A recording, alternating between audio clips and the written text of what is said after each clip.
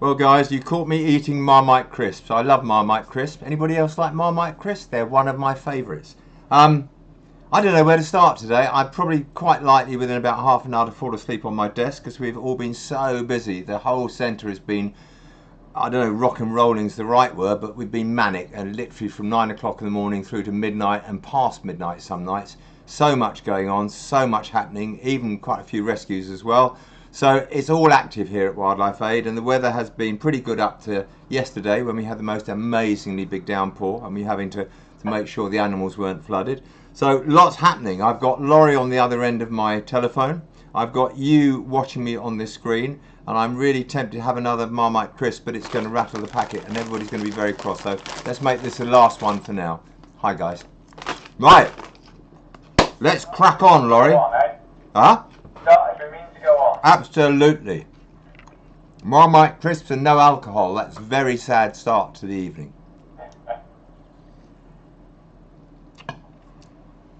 So, Laurie, say something. What are we going to do? What are we going to talk about? What have we been doing? It's been quite a busy few weeks for us, actually. Laurie's been doing nothing. Absolutely nothing. Idle as hell he is. Terrible. I've just been asleep for 2 weeks. You did go swimming, Laurie, didn't you? I did go swimming, as did Maru, Yeah. which is something that will be appearing on the channel shortly. But yeah, both Maru and I ended up to our necks in a river, which was quite fun, rather cold, and I'm not sure, we haven't done the edit yet, but as and when that comes through, you might hear my small as I disappear from what I thought was waist deep over to about here. So that was unexpected. Right, yeah, it was hilarious. It was it was very cold, and the water was actually, when they started to walk on the bottom, the smells coming up from the silt at the bottom wasn't very pleasant. For one horrible moment I thought I was going to have to go in the water, but luckily Maru dived in, then Laurie dived in. I thought I'll just stay on the bank and film it. Excellent. Great result for me because it was very cold. Yeah, so that video should actually be going out on next Friday. Next Friday. That's a reminder for that one. Next Friday. Not this Friday coming up, but next week. Excellent, so that's pretty good. And we're going to have a heat wave next week. It's going to be 28 degrees on Thursday, so anybody in the UK, please put water and watch out for the dehydrated animals and fly strike. Fly strike's big now, guys. We're getting lots of animals in with fly strike, so please keep an eye open. If you see an animal which looks a bit flat and in trouble with flies buzzing around it and tiny bundles of sort of what look like tiny bits of yellow rice, but really tiny, that's fly strike. The animal needs to go and see a vet or come to us if it's a wild animal very quickly, or to your nearest wildlife hospital.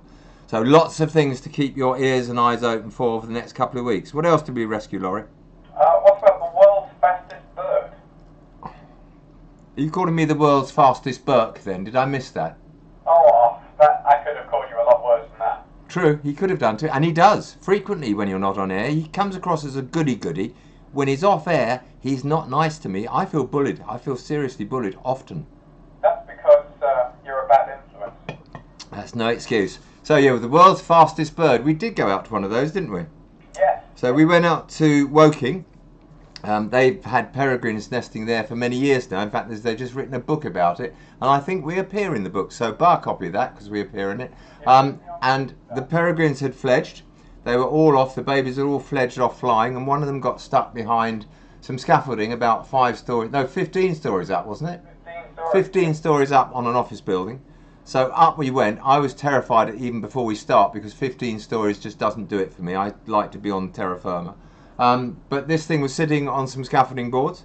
We went out and we got it and we put it back in its nest, where it probably only stayed for a couple of seconds, but at least it knew where its base was.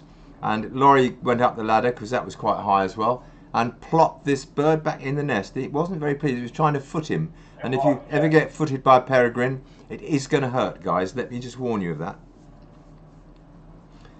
Oh, apparently, Laurie, we've got a lot of dynamic and banter between us.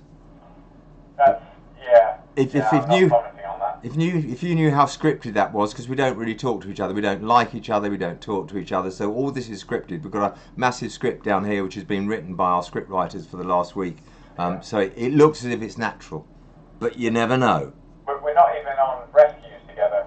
We're just comped into the same shop. We are indeed. To appear with him. Somebody thinks we're too frivolous. They're going, Laurie. They're leaving us because we're too frivolous. We will get into a lot more detailed stuff, and of course, if you do have any questions, chuck them in the chat, and we'll try and answer as many as possible. But we're just sort of going over roughly what's been happening here over the past couple of weeks. We have, unfortunately, got an announcement to make as well, and then any questions that you have, we will hopefully be able to answer them. Yeah, we are. So we're talking to you from Leatherhead in Surrey, just so you know. Somebody's just asked that question. Here we are sitting at WildlifeAid as we speak. It's all going on around us. I've got 32 screens I'm sitting looking at of all different shots of the centre, so I can see what's going on, if there's any animals in trouble, what everybody's up to, so we can keep a very close monitor on what's going on. We use these screens all the time because we don't want to interfere with the animals if they're getting stressed. But if we can watch them on a camera, we go in if we need to, but we stay out if we don't need to. I can see a swan on one camera, I can see ducklings on another, I see all badgers on another. It's all happening here, guys, all happening here. It's been the busiest year ever in 40 years, without doubt. I mean, we're getting on average 80 patients a day. We're taking a phone call every 4 minutes, and it is very frenetic. I don't know whether it's my age, but I'm feeling it much more this year than ever before. I'm feeling constantly tired.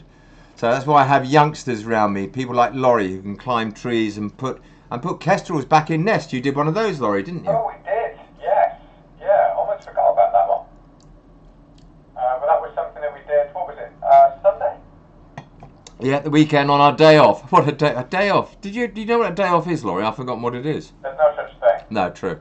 No, so we went over, we got called out to a sports field where somebody had found a baby kestrel sitting on the ground.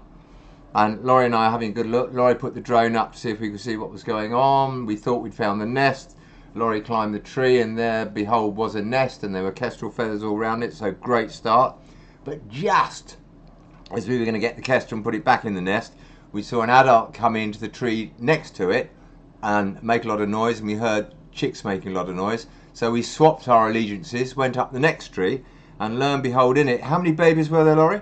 There were 4, actually. 4 babies in the nest, and soon to be a 5th. Yes, yeah, which is actually quite unusual for kestrels. They usually don't have that many. It's usually sort of 3 youngsters. But, Yeah. Yeah, she was doing very, very well. And as you saw from the photo that was just on screen, they were on the edge of what we call branching, where they leave the nest and they hop from branch to branch to branch just before they properly fledge and can fly. So they're all doing surprisingly well. Excellent. And Laurie got footed by that one as well. Everything foots Laurie. They don't like Laurie, you know. They really try to foot him quite hard. So, so what else have we done? So we did this. We did the gosling. We did the kestrel. We did the owl. What else have we done? There's quite a few. We've done a couple of swans. We've done a grass snake recently, or grass snake, I should say. Grass snake. That's better. You're in Surrey now, Laurie. Grass snake. That was stuck in a fence, believe it or not. It was actually in the small chicken wire, and it had got half, or the first third of its body through, but then as it got a bit thicker down its middle, it got well and truly stuck and wedged. But grass snake removals are easy, actually quite easy, as long as you're very careful and don't cut the snake by mistake. You just open up the fence a little bit. In this case, it was a wire fence, so we had to be a bit more careful. And off it slithered at a very relaxed pace, I hasten to add. It's very usual when you let a grass snake go, it's gone in seconds. This one just toddled off by itself at its own speed, and that was a successful rescue release, as we call it. Yeah, and you smelled slightly after that one, didn't you? Well, the gloves did. The gloves smell. Normally when I do grass snakes, I do it with bare hands, and you get this horrible smell of garlic on your hands for days. However much you wash, it doesn't leave you. But because of our PPE requirements and our mask requirements here, we're all wearing surgical gloves. So it's really quite blissful to actually just peel the gloves off, and my hands smelt completely normal. So that was pretty good. I'm going to do that in future. So hello to everyone who is in the chat at the moment. There are a couple of questions coming in at the moment. We'll just answer a couple of those and then we'll head on slightly. So, Sculptor has asked, some of the homes you enter are untidy or otherwise not sort of what most people would prefer. How do you manage to get permission from owners to release video footage? I just smile my big Simon smile, and Laurie films it. No, basically not many people don't want to be on it. They're quite happy, and we concentrate on obviously the animal we're rescuing rather than the people. Some people are very funny and they let us show that as well. But we've had very few people who say we can't film, and we do it a lot for our own sake as well, because it's a great teaching mode for us, because every rescue we ever undertake is different, every single one. So obviously people can't come out and watch us on all the rescues, so if they watch some of our footage they can see how we approach every type of different rescue, so it becomes a bit of a safety one for me. And I see, look, £25 has just arrived, Laurie. Thank you very much, Kid Taronka, if I've spelt that right. Corona. No, oh, whatever. I'm very grateful, but I can't even read that writing from so far away on my screen. So it's a good start to the evening. Yeah, I'm selling handmade key rings in aid of you guys, and here's what I've made so far. That's amazing. Thank you very much.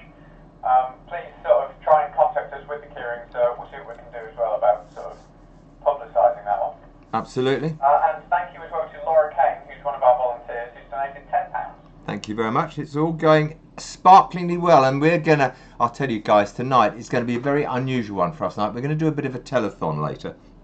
It's for a very good cause, and I'm going to try to wheedle as much money out of you as I can. We don't really admit to wheedling money out of you, but this is really important. It's going to be a very useful bit of rescue equipment, and I won't say any more just for now because we're not going to get to that yet. But just get your checkbooks ready, get your cash ready, get it from your folks if you need to do that. But let's see if we can raise the money for this item later on.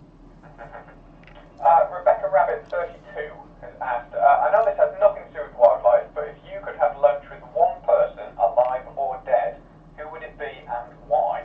I can't answer that because it would incriminate me far too much and get me into terrible, terrible trouble. I could think of several people I'd quite like to actually have a meal with, but I think I'm going to leave that one. I'm going to be a coward. An FXP 1688, look at that. I took the challenge from last time. That is Sven. Thank you very much once again, Sven. You are incredible as always. You're doing good, Sven, but nobody's seen the badgers taking a bath yet. I haven't seen it either yet. It's very upsetting. I watch every night, even me after all these years. I still watch the badger cam every night, and I haven't yet seen one take a dive into a bath. Having said that, if it's going to be 28 next Thursday and Friday, you might well see some very hot badgers who want to jump into the swimming pool, so I should watch for that day in particular. Robert Dunkley has asked, my son George asks, what is your favourite bird and why? Honestly, I don't have a favourite one. I love them all. I mean, they've all got characters. Some people say corvids are horrible. You then get a corvid with a lot of character. I love the owl. I don't think I've got a favourite bird, really. You're a big owl fan. You like red kites as well. I do like owls. I like red kites. I like buzzards. I was down at 20 Acres today, which is going to be the site of our new centre when it all happens. And there was a beautiful white egret sitting up in one of the trees at 20 Acres. And there was a kite flying overhead. So what more could you want for a morning out? Yeah, I think before we move on with this, we have to unfortunately make an announcement. We do. That one can go over to Simon, I think. It is sad. I mean, SOS ran from 1997. It ran for about 16 years. But the major rescuer, even more so than me in the first 3 or 4 series, was a man I know very well, love him to bits, Malcolm Thompson. He very sadly died a few days ago of cancer. So Malc, we miss you like crazy. I think Laurie's got a little bit of video of one of your rescues. Malc was his own particular person. He had a great big handlebar moustache. He always was cheerful. He had a funny little chuckle and his old rusty red van. So Malc, I hope you've got a new car now where you've gone. And I think Laurie's going to play you just a little bit of video of one of Malc's rescues. Yeah, so this may be a blast from the past for some of you, but for the next 3 minutes, here is Malcolm at work. We get a lot of call-outs to rescue water birds that have become the victims of discarded litter. And of these calls, frequently the problem is abandoned fishing tackle. A beautiful day, idyllic scenery, that is until we can see the predicament that this beautiful swan is in. Come on. We had hoped that the swans would be hungry enough to come to the grain we offered. But as is often the case in such rescues, they swam away from us to the other side of the lake, and then tried to get away down a narrow stream. You've got a pole there, Mal. I'll try and stop them going any further down. Fortunately, both Malcolm and I have been in similar situations many times before, and so managed to catch the swan quite quickly. And get it in the water.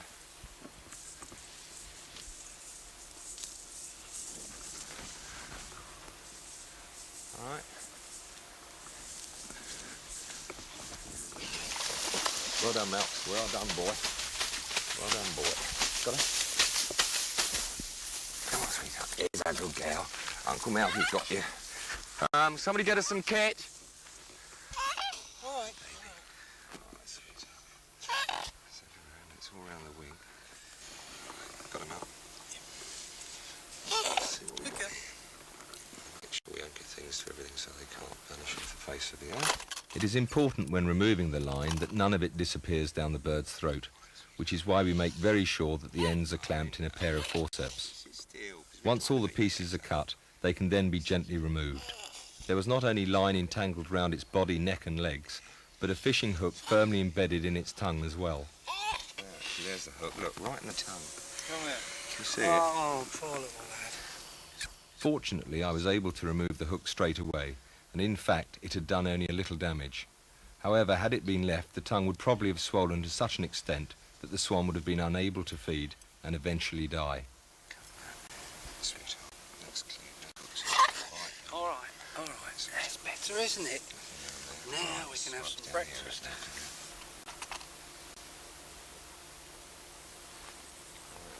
Right, we'll give her a dose of antibiotic for her tongue, rather than take her away, which some people would say was sensible. I'd rather leave her here and monitor her on a place where she's relaxed. We can always come back if necessary and catch her to give her medication. Thank you, Sharon.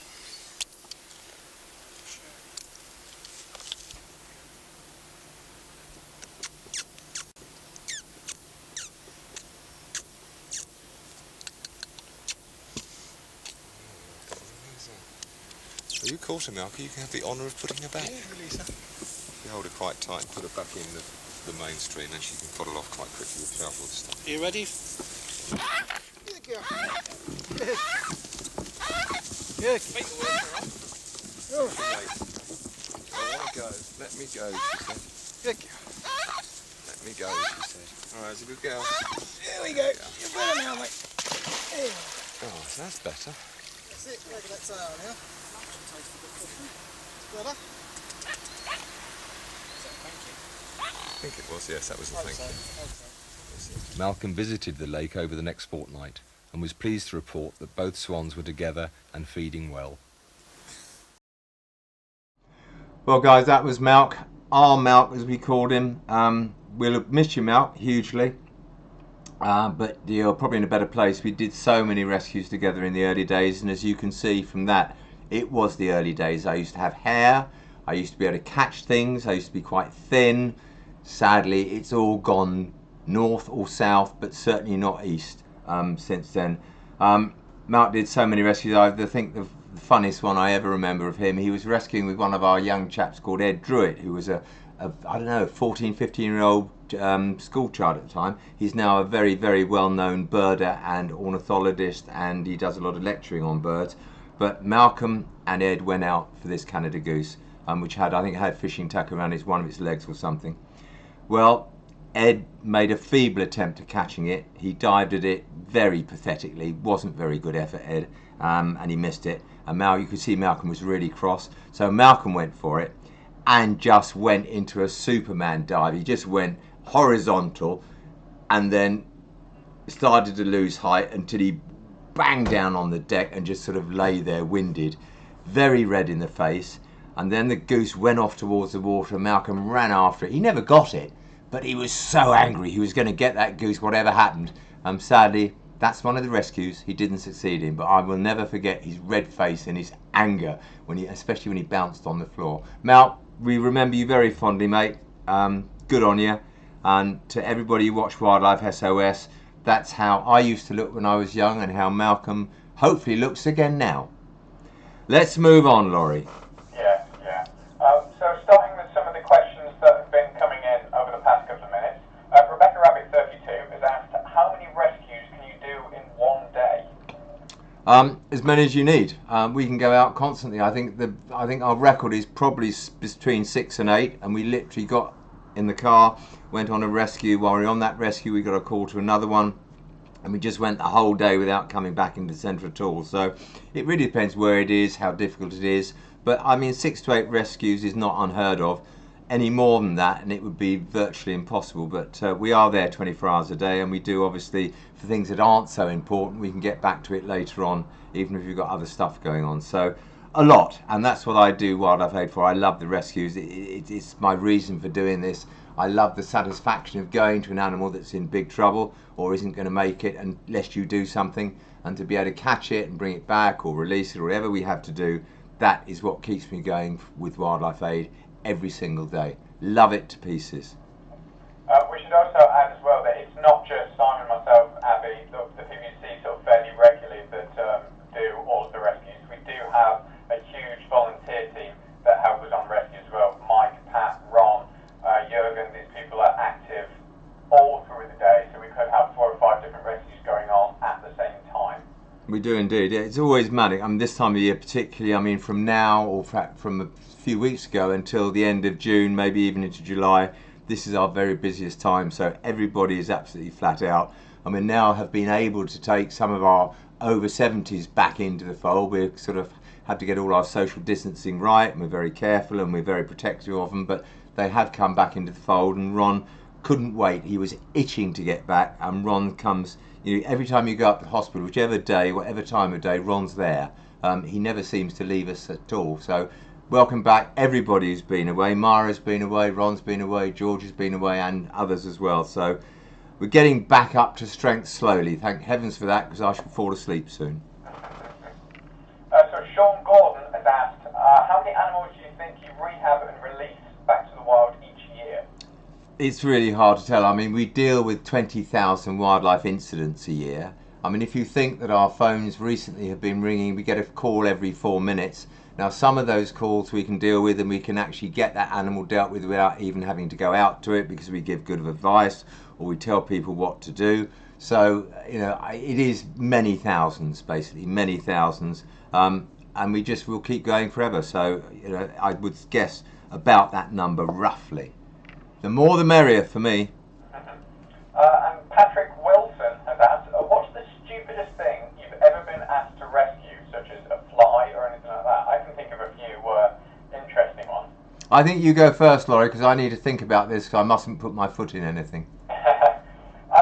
Animal-wise, we've had quite a few odd calls. We had someone bring in a goldfish in a sort of small jug of water that a heron had dropped in their back garden. So that was released in one of our ponds. We had a stag beetle with a cracked wing case. We've had dragonflies. But I think in terms of the stupidest one, either, and I'll let you tell this story better, let's say the bird in the lady's house that kept peeping. Okay, yeah, we got caught. We went out several times that year, but one time we went out, the woman rang her. She was elderly-ish, she was very nervy, very worried, and she kept hearing this bird peeping in her attic. So we took the ladder down, we went up, we shone our torches, we did everything, we couldn't find it, and she was getting so agitated because she wanted us to get move it and save it for her. So we went up again and we had another look, and we just about given up, and I was literally just closing the attic door when I said, I'm really sorry, but we can't do anything. And this bird peeped again. Apart from the fact, it wasn't a bird, it was one of those home DIY smoke alarms, which peeps when the battery gets low. So we went all the way out to this lady's house to rescue a smoke alarm. I think our service is pretty amazing, because I even put a brand new 9-volt battery in the thing before we left and said that shouldn't go again for a long time. So yes, that was the most silly thing we've been out to rescue. We had the swan that turned out to be a white plastic bag on the side of a road. I was going to say that. We did that, a white plastic bag on the side of the road. We've also been out to rescue a pigeon on the side of the A3. That turned out to be one of these decoy pigeons. It was just lying in the side, but it was one of these, you know, like a plastic pigeon that people put up to decoy things. We've been out to some pretty mad things. Yeah, it's been a little mad. So Rebecca Rabbit has asked again, have you ever had a muntjac deer at the centre? Yeah, we've had quite a few over the years. You have to be very careful with muntjac, because they're like, it's like trying to catch butter. I don't know whether you've ever done that. It's an American thing, isn't it, where you sort of you rub something in butter and you try to grab hold of it because it just slides out. But they are so quick, and they've also got this little tusk in the side of the mouth, and if that rips along your arm, you're going to be in big trouble. One of my compatriots who used to have a wildlife centre over in Burstow actually had a rip right down her arm, and she lost the use of her right hand afterwards. So, you know, you should never treat wildlife lightly. You should always respect it and always be really, really careful, both for the animal and for yourself. So, yes, always be wary.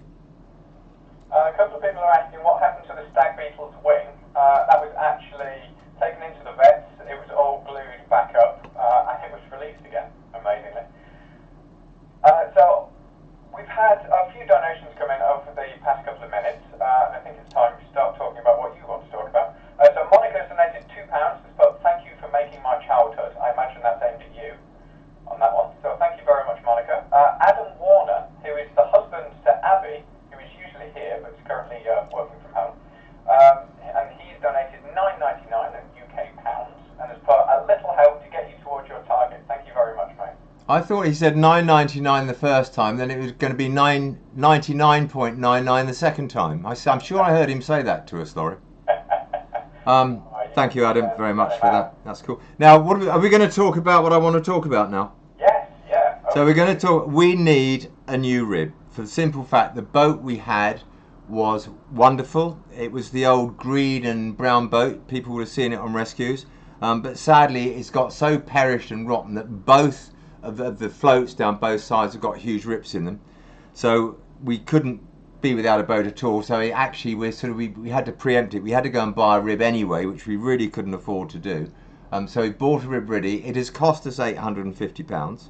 So I want to do a little telethon tonight. I want you all to dig as deep as you can and try and give us some money towards this new boat. It'd be amazing if we could raise £850 tonight and say that you've paid for the boat. So if you want me to do anything peculiar, as long as it's legal, if you want me to say anything, make a funny face, anything you want, we'll do a telethon for the rib.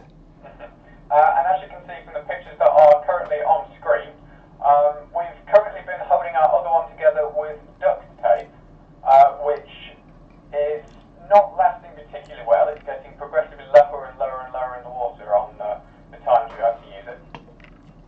Yeah, it's getting, and it was quite a slow boat, to be honest. We've got a little 3 horsepower electric motor we put on the back of it, but because of the dynamics of this boat, it wasn't that quick. I think the 3 horsepower motor on the back of a little inflatable rib will be much better, and Laurie will love me because he had to carry this boat and motor to some of the places we go to, which are very inaccessible, and it's really, really heavy. But this little rib we've got weighs about 16 or 18 kilos. It's much easier to get to the place. We can pump it up with a special pump we bought with it, so it pumps up very quickly. And I think from starting to inflate the boat to finished is about 5 minutes, so we can get going and rescue the animal very quickly, and it doesn't nearly kill Laurie carrying the boat or bringing it back again. So it's a bonus for Laurie as well. Yeah, to be honest, this one now collapses into a rather large rucksack, but still a rucksack. So we should be able to do a lot of things that we couldn't before. Because as you saw from our old boat, it was a rigid thing and it weighed an awful lot. So trying to wheel that through forests and things like that wasn't working very well. So yeah, luckily, hopefully this one does a lot better. People are thinking it's a lot of money for the boat, Laurie. What we have to state is it has to be quite robust because it can go through places where it's quite dangerous and there's sticks and stuff, so a small little inflatable that you see in swimming pools would not be strong enough. It would go wrong. It's got to be very, very uncapsizable because we had to do some quite difficult manoeuvres. If we've got a swan on the side of the rib or something like that, we need to be quite safe and sturdy in the water and have space and the ability to get the swan up into the boat if we need to, or whatever we're rescuing. And we also had to buy a quick filmy pump thing because doing it with feet would have taken ages. So I think the pump was about £100. It is a pretty amazing boat. It's going to last us for years, but it does have to serve a purpose. It has to be quite rugged and hard wearing. So it might seem a lot, and we did look at second-hand ones, but we found that they rip very easily, or there's something wrong with them, or they leak. We've got to be safe, and we've got to have people who are in the boat who are safe as well, and make sure the animal's kept safe. So it might seem a lot, but for a boat, actually, it's not an awful lot of money, and it should be quicker, and it should be much safer. So that's my answer to that. Keep the money floating in, guys. We'd be very grateful. Rebecca Rabbit says, but just make Laurie carry you over the water. The amount of times I've actually had to tow him on the boat, I've had to drag him back or into water or away from water. My Yeah, we have an interesting life. You know, we do some very dangerous things. Laurie does more dangerous things than me now. I look at a dangerous thing now and say, Laurie can do that because my body just doesn't do it anymore. The brain's still willing. The body just goes, you have got to be joking, so it won't do it. So, yeah, we do all sorts of mad things, but it's why we actually do need a safe and solid boat, because we have to do some pretty phenomenal feats on this boat sometimes, and we couldn't have something which wasn't absolutely stable and safe and could stand, you know, you'd get a swan's foot when it's scratching out, or an animal that's, you know, we sometimes have a deer in the boat, something like that. I mean, one kick and it went through an inflatable, we would all be drowned. So, sorry guys, bit expensive, but actually it was much cheaper than the one we were looking at originally. Linda Harwood has put, let's float Simon's boat. We want you to sing, and they're sending $30 for that one. What have I got to sing, Laurie? Oh, I'm not sure. Is there anything you want him to sing particularly, Linda, or should we just quietly evacuate the chat? I'm just practicing la la la la la la la la la la la la la la la la la la la. And you've just picked the mic. La la. I've just practiced my scales. Mary had a little lamb, his fleece was white as snow, and everywhere that Mary went, that lamb was sure to go. I can't finish the words of that because Laurie knows what they are, my version, and it's just not allowed to be used. So there you are, quick song. Will that do? Look at that, £100 in there, thank you. Perhaps if I sing even more, we could get the new centre, Laurie. 6.5 million, that would be amazing. Darren is one of our volunteers. So that's absolutely incredible. Thank you very much, Darren. What a nice man, thank you. And I think we can put up... Look, somebody said Waff the Musical.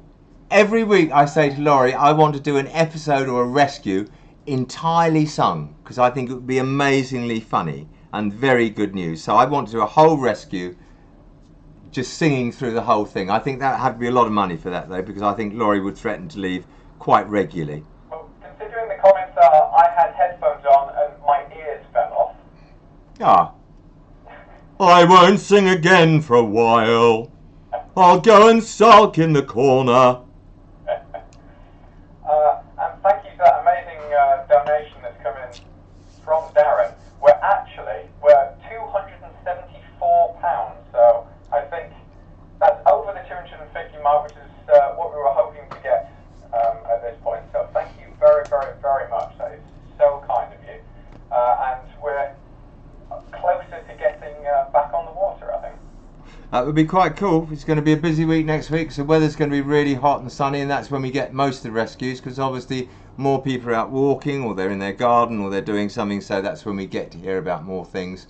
And that's when the rescues get worrying, because I mean we had a young fawn today we got a video of, and it was just covered from head to foot in fly eggs. I don't think it'll make it. Somebody's out trying to get it right now, but when they get as bad as that, it's quite sad. So if you see any flies buzzing around an animal that's lying down not moving, please ring your local wildlife hospital as quickly as you can and get that animal to safety. Yeah. We have actually had a number of fawns brought into the centre recently, and unfortunately it happens quite a lot this time of year.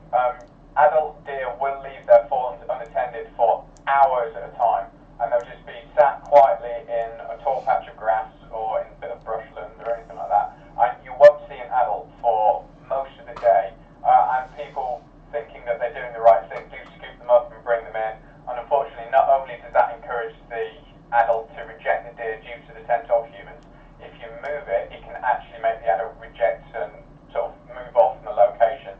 Deer, as many of the regular watchers of this channel know, do get something called capture myopathy, which is like a stress-related heart attack when brought into captivity. So they're very, very difficult to take through. So please, if you do find a deer and you are worried about it, please call a wildlife rescue centre before you do anything with it, because the best thing to do in a lot of cases may just be to leave it alone. Always seek advice first. Unless something's in mortal danger in the middle of the road or something that's got to be dealt with there and then, always just ring for advice, because we can give the advice, as will any wildlife hospital, very quickly, and we'll put you on the right track to do the best thing for the animal, which is what it's all about. A few more donations have come in. So Emma Asp has donated 20 Swedish krona, I believe, so thank you very much. And good guy Greg has donated $50 Australian and has put, love what you guys do,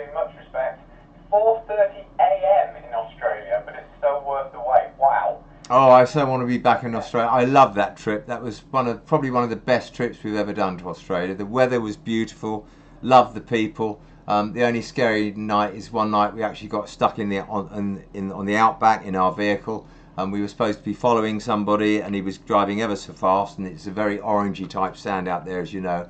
And he went zooming off in his four-wheel drive, and there was so much dust coming up that we couldn't see. So we hadn't know where he went, because we came to a branch in the road, and we just sat there, and we were all sitting there too scared to talk. We thought, heavens above, we're going to die. We don't know where to go. We don't know what to do. But luckily, an hour later, the guy drove back, so he realised that we weren't behind him. So that was a good end from what could have been a nasty end. But never mind. I do love Australia. Guys, miss you all. We went out to some rescue centres out there, met some great people, and did some great rescues. So a lot of fun. A few people are actually saying, can you play the trumpet now? Is there anyone who's been on the live stream before me know? Simon does play the trumpet, but it's... Hang on, Laurie, just stop there. Did play the trumpet something like over 30 years ago, guys. I played it seriously when I was in my teens, but never since, and I'm now incredibly old, as you can see from that clip you saw of Malcolm and I.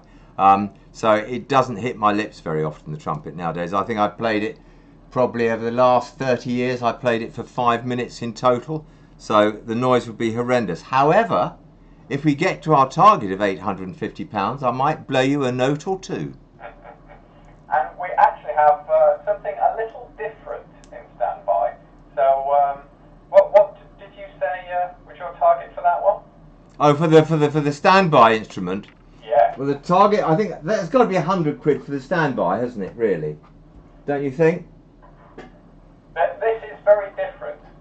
Very, very different. So if we get to £100 now, from when we said that to £100, I will play a couple of notes on something that is exceptionally different, I think we can say, Laurie. Yeah, you definitely want that one. It's very unusual. Well, I'm very unusual. You keep telling me that. In fact, you don't use those words. You say other words that we're not allowed to repeat.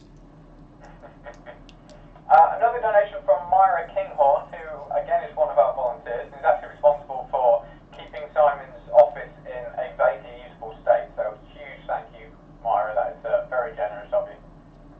I can undo what she can spend a week clearing it up, and it takes me a day to make it back to where it always was before she came. So if she came and saw my office now, she'd have a major heart attack, I think. Two more volunteers. Sarah Hillen has donated £10 and has put, hi, here's something for the boat. Thank you for all you do. Thank you very much. That's really kind of you. And Paul Laurie, good last name, has donated £5 and has put, have you ever been badly bitten, and if so, by what? I've been bitten. The only two occasions I can think of, neither of them were bad, I haste to add. One was a fox, which I was trying to scruff it, and it bit me on the thumb, and like an idiot I put one hand down to rescue the other hand, and it bit me on the other thumb. And it was quite funny because we were filming at the time, and I obviously had a radio mic on. The vet who was with me said, Simon, you better go and get this dealt with. So I went off down the garden to get some elastoplast, and I was swearing like a trooper going down the garden, forgetting that I still had my radio mic on, which caused much consternation later on. The other time I was actually quite bad. It wasn't a bad bite, it was just very painful. We had a baby badger. When I say baby, it was only probably a couple of kilos, and it just got hold of my thumb, and it wouldn't let go, like all these animals. Once I got hold of it, you just got to stand there and wait until it lets go. And it was probably a couple of 3 minutes. It felt like a couple of 3 hours, and it actually took me nearly a year to get the feeling back in that thumb, and I can still feel that it's not 100% now, but it's such a powerful bite, and the more the vets tried to prise its mouth open, the harder it bit down. I wish they'd just let go, and I was just going to stand there until it let go by itself. Very painful, not something you want to happen to you guys. So imagine a grown badger. That would be no fun at all. Yeah. Sculptor was asked in the comments, why don't you wear metal mesh gloves or any of those big thick gauntlets? We've got all the sort of gloves, those sort of things, but I find if you're working with an animal and you want to grab it quickly, or you do something, if you've got gloves on, you can't grab it. I mean, most animals you can scruff if you're very quick, but if you have gloves on, you can't. And in fact, a badger is very hard to scruff at all. They've got no scruff. It's all solid neck. There's nothing to scruff. So I like to work, you know, I like to be able to feel what I'm doing for a start. which is why I don't wear gloves. Really, I use gloves more as a protector for me, so I'll let the glove go near the animal, and if it's going to bite at the glove, I know I've got to be that bit extra more careful. So you'll often see me with gloves, but they're actually used so the animal can bite the glove and not me, which is the general idea. We often use them as well for seeing what the reaction of an animal will be. So if you're rescuing a fox or anything, you can dangle a glove and you can move the glove slowly sort of down onto the back, just to see if you do go in to try and grab it, whether it will turn around. It's a good way of sort of testing the waters as well. I try to do that quite often with Laurie, because when he's in a bad mood, I stroke him with a glove, and he gets really, really very arsey about it. I don't know why he doesn't like being stroked with a glove. I think it's quite a nice thing for me to do. But never mind. So more donations have been coming in. Monica has donated £5 and has put, to make you feel old, Simon, I was 5 when I started watching Wildlife SOS, and I'm 21 next month.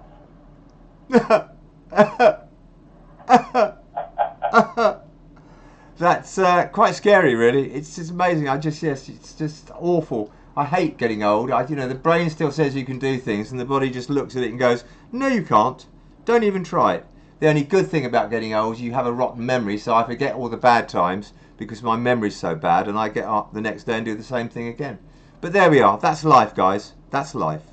More donations coming in. The total now is almost £400, which is absolutely incredible. Thank you so much. Have we done £100 since I first said I'd play this funny instrument? I think we might have done at this point. So Scottish astronomer, another regular on this stream, has donated £30 and thought, hope this keeps you dry. I might need your help at some point. We have a cat coming into the garden for food that seems to be mostly Scottish wildcat. Oh, you lucky lot. Lucky. Fantastic. Come and take pictures. Absolutely wonderful. Wildcats. So, Flutterby 0704 is, but how about a duet with Simon and Laurie? You trust me, you really don't want to hear you really don't want to hear that. Somebody asked for a duet between me and Lou, actually. If you go to our website, Lou actually sung the song for Saving Harry. She is a singer anyway, so she's brilliant. I don't think she'd let me get near a microphone with her in the same room for a start. I think she would die of embarrassment and probably kill me at the same time. And another one from Len Nielsen. You've donated 200 Danish kroner. So thank you very, very much. And I think we now need to give the reward that was promised. You see, if you can play an instrument, you can play anything. So here's a very old copper kettle. And I'm going to blow, or try and blow, one note on it for you. Here we go.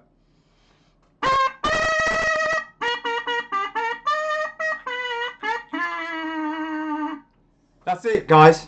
Don't blink and miss it. That was it. How many times have you seen a kettle being played? Absolutely. Yeah, I can play the funnel, I can play the hose pipe, I can play anything you want. I can play the fool too, Laurie. I'm very good at that. Lou has actually said, I will if you will, Dad. So that's a challenge. I get to choose the song, though.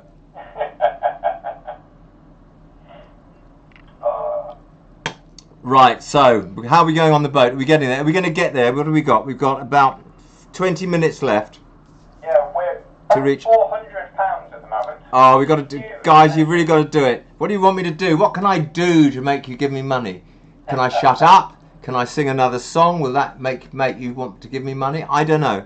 Let's get this boat going. We've got it anyway, so don't feel too guilty. But it's so important to us on rescues, and it's so useful. With a lot of our rescues, you need something that's very manoeuvrable, very solid, very safe, very light, and Laurie won't break his back every time he carries the other one down to the water. So it's an important boat to have. A lot of people are saying that you playing the kettle is the most British thing ever. It's terribly British, Laurie. Laurie, I think we should do a whole hour of me talking like this, because I am terribly British. Definitely not. And I really think that it's really important to be British, and I just jolly good fun. And I think playing the kettle just proves how eccentrically peculiar I am, really.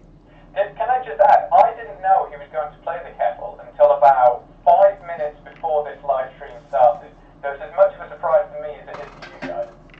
So look, one last bit. Here we go.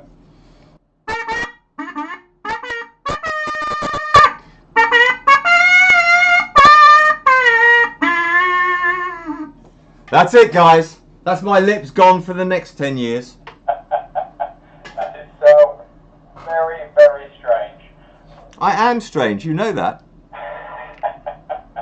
I think I've killed everybody's ears. Nobody can hear anything now. Oh, yes. A couple of people are asking, have you ever dealt with a rattlesnake? No, I've dealt with several snakes in Australia. The most dangerous one was the copperhead. And I nearly got bitten by it because I watched this expert handling this copper snake. It was in somebody's lounge. And then the next one he said, you do it. So I went up and I did exactly as I was told. And I grabbed it behind the head on the neck. But I was just maybe half an inch too far down the body from the neck. And it swung around. Luckily it didn't get me, but it was really very close. And my great sport of a cameraman said, say something, Simon.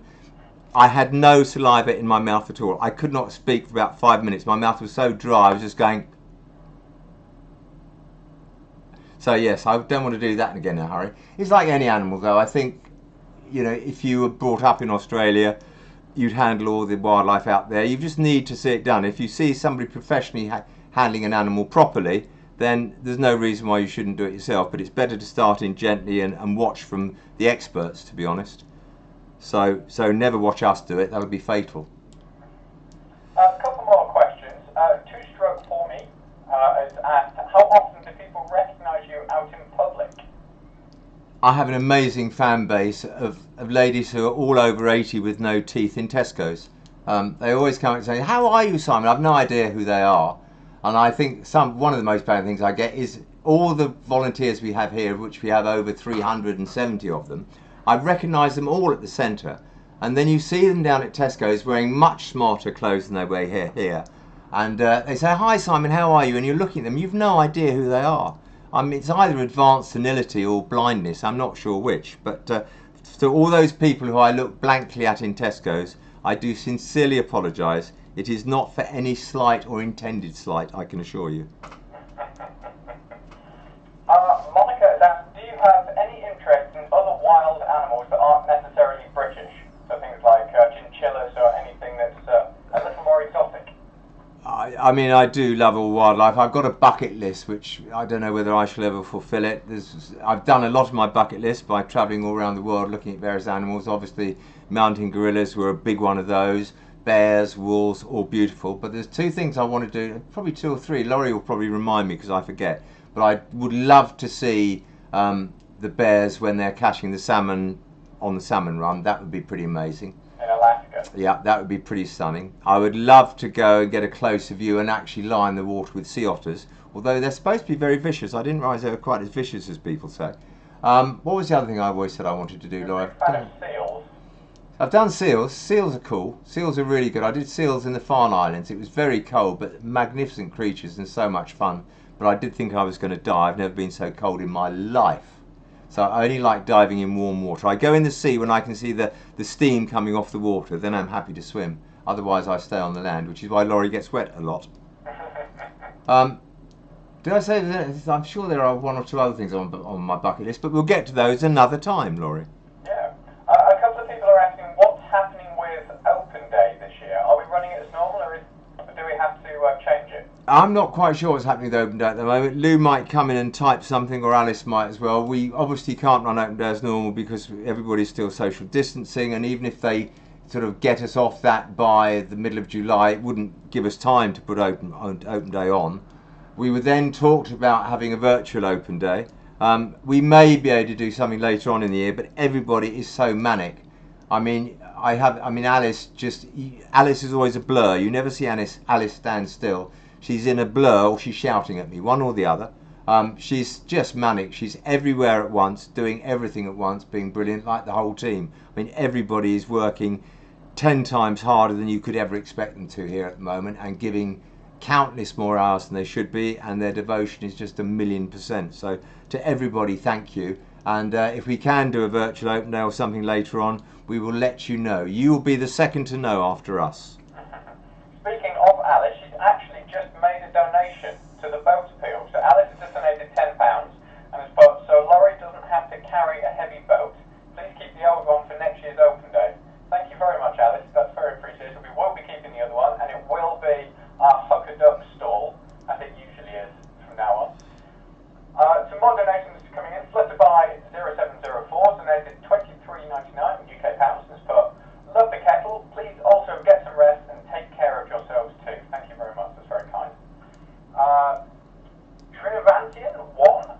donated 19.99, again in UK pounds. What's all this 99 thing? I don't understand. Adam said his app on his phone won't let him give over 9.99. We must get this sorted. I'm sure we've talked about this before.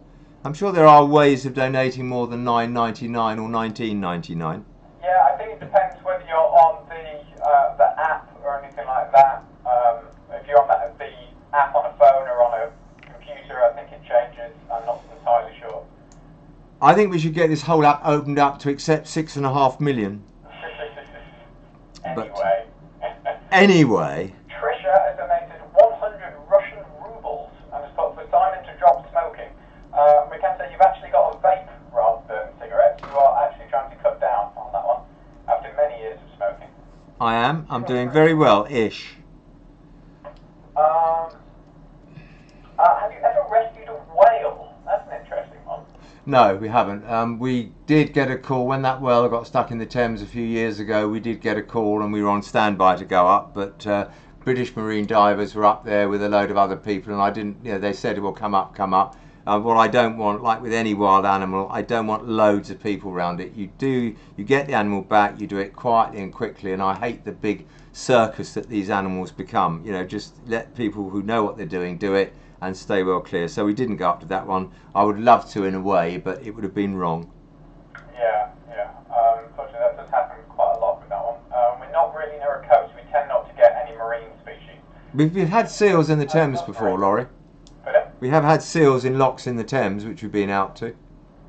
I'd love to do that. I'm a big fan of marine animals. There we are. Some more donations. Laura Kane donated £3. Thank you very much.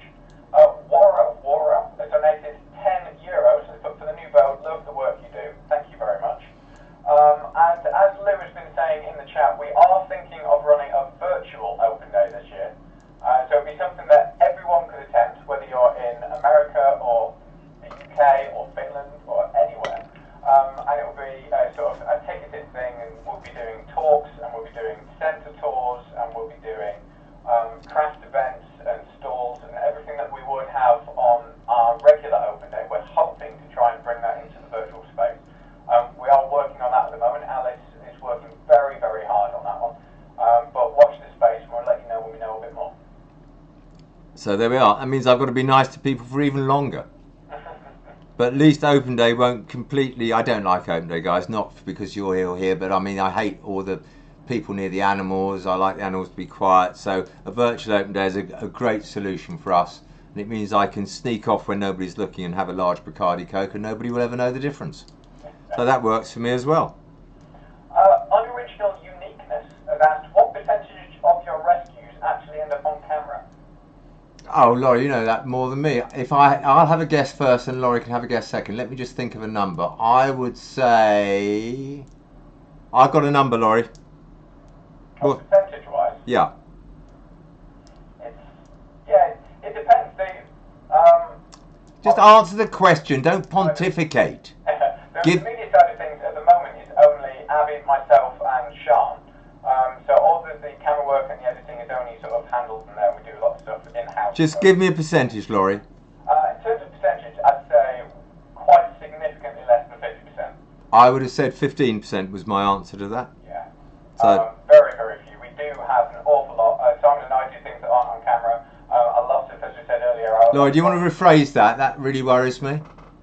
You have just a ridiculous mind. No, we do a lot of rescues which you just wouldn't find interesting, guys. I mean, there's things we go out to and we just deal with it because it wouldn't make good television. I know it's terrible to say that, but it wouldn't make good telly. So I would say about 15% of our rescues are exciting enough to keep you avidly watching our YouTube channel. So, you know, tell all your friends about YouTube. We've had, I think, in the region of 126 million views now, but we need to get more people. Laurie's desperate to get his special award when we get a million subscribers. We're not going to get that. So we've got to get him up to 1 million subscribers to make him a happy boy so he can put it on his wall. So get all your friends watching, get them to watch what we do, and you know, you will learn facts about wildlife, and it doesn't matter whether we're just dealing with wildlife here, but the same principles apply all over the world. When I was in all these foreign countries, the injuries they get, the reasons they get them are all the same reasons. You're just dealing with a different species, but often the rescues are the same, the treatments are the same. So yeah, you will learn something. I promise you. I really do. A couple of people are asking, do we rescue domestic animals, dogs, cats, anything like that? We don't. When we started Wildlife Aid, we were actually going to do both. And all I can say is thank heavens we didn't, because not only would we run out of space inside about a week, but if we rescued dogs and cats, I would never let them go. So I would have sort of 18 million animals in my back garden. No space to do any wildlife at all. So we stick with what we know best. I think it's always better to do what you do and do it well, rather than try to have a dabble at everything. So we don't touch domestics at all, I'm afraid. So a lot of the things we deal with, either the infections are zoonotic, so they can be passed between wild animals and domestic animals, obviously, which is not something we want. And the other thing, a lot of wild animals get very, very, very stressed around domestic species. So as Simon said, it's best to stick with what we do. We do know an awful lot of other very, very competent dog and cat rescues, and they deal with that amazingly. But we just stick with wildlife. Absolutely right. Tom Hines, who you may recognise, has donated £9.99 for the Quad Bike Jet Ski Fund. Oh yes, I want one of those. Oh, that was the most amazing. I don't know how we got alerted to it, but there's what's it called? It is called a what's it called? It's quad ski, isn't it? Quad ski. Yeah, quad ski. This thing I saw a clip on it and I got so excited. It's a quad bike and you just press a button, it turns into a jet ski. It's capable of doing 45 knots on the water.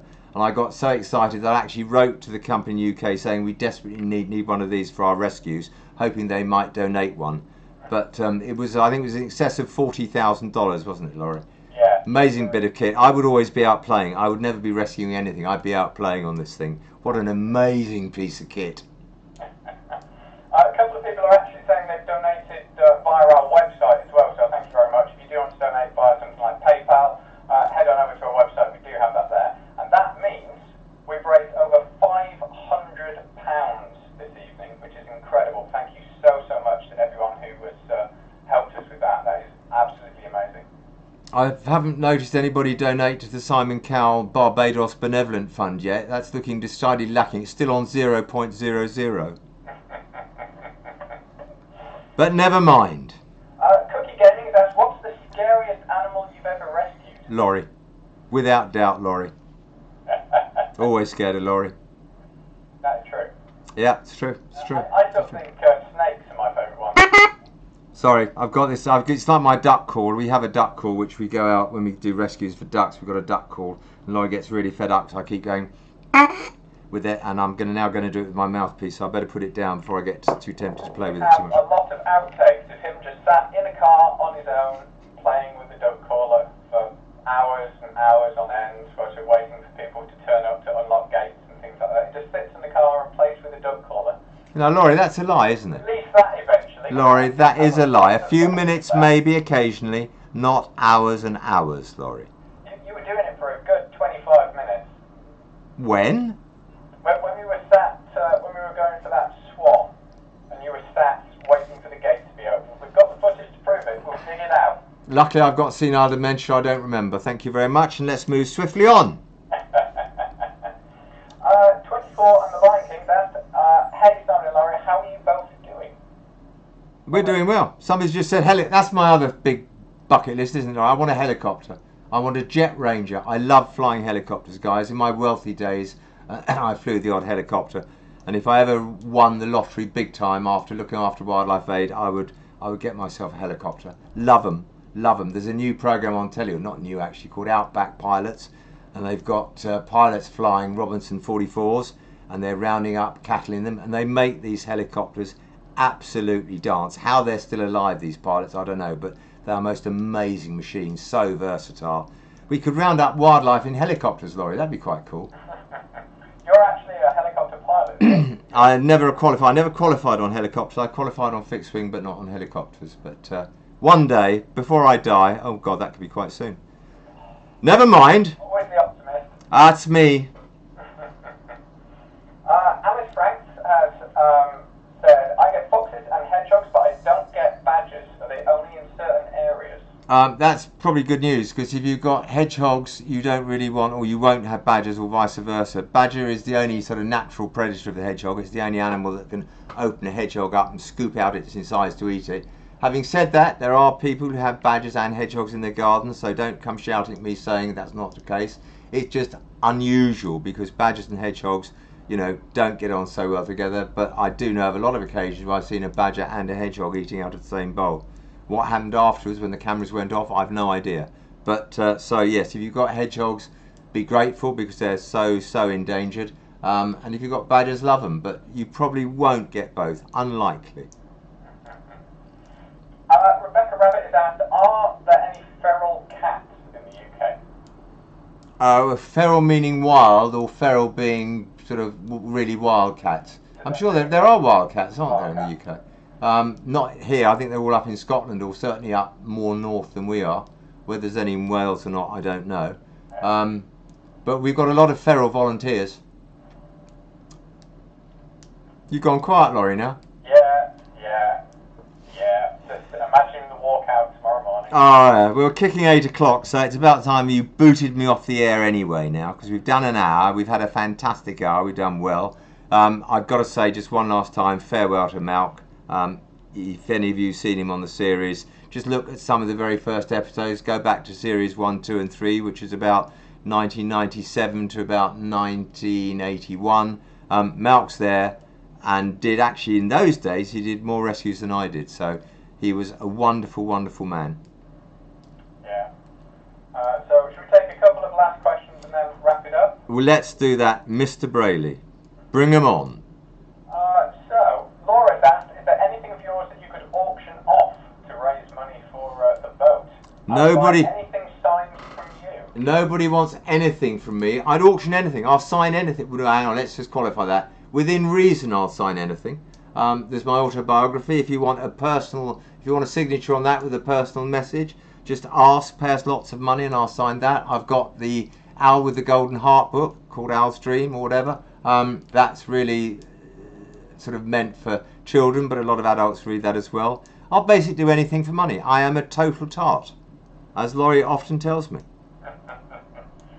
Rebecca's asked, do we have any tawny owls? We do. We've got lots of tawny owls at the moment. Was it 10 last count? I don't remember now. We've got 10 young ones. We've got a couple of adults as well, and potentially 1 or 2 young little owl chicks. We've got quite a few. Are the tawny owls on the webcams, Laurie, or not? Yes, they are. Okay, so I was in Small Flight, which is a small aviary, are up there at the moment. So if you want to see 10 young tawny owls in a line, head on over to our website, which is wildlifeaid.org.uk.